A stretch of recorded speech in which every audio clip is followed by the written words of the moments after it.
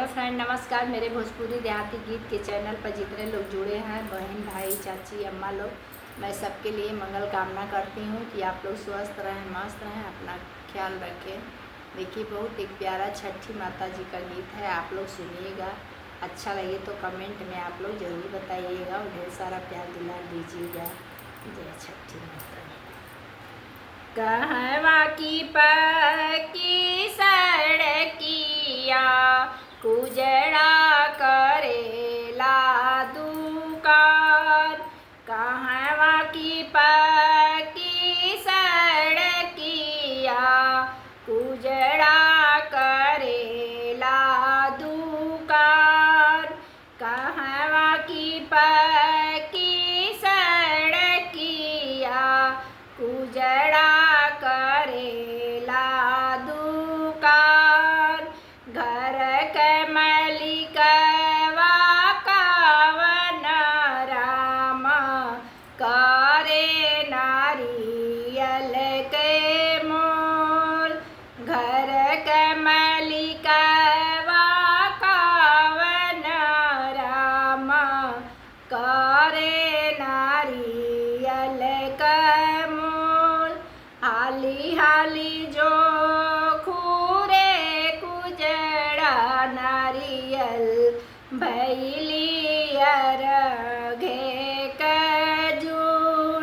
हाली हाली जो खूरे कुजड़ा नारियल भैली अरघे कजून। हमारी जे तिरिया कवन देई जल धरवे में ठाड़। हमारी जे तिरिया कवन देई भैली जल धरवे में ठाड़। हमारी जे तिरिया कवन देई अरघिया लिहले हो ठाड़। हमारी जे तिरिया कवन देई अरघिया लिहले हो ठाड़। कहवा के पक्की सड़किया कुजड़ा करेला दुकान। कहवा के पक्की सड़किया कुजड़ा करेला दुकान। घर के मलिकवा कवन राम करे सेववा के मोल।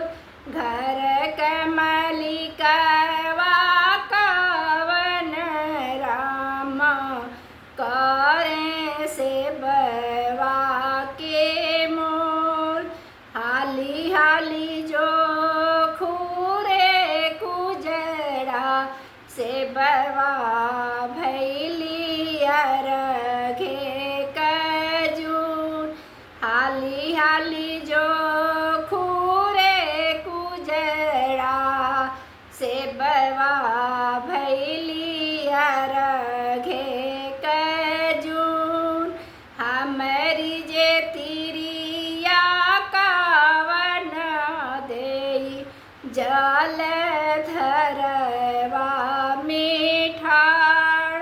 हमारी जे तिरिया कवनी देई भैली जल धरवे में ठाड़। हमारी जे तिरिया कवन देई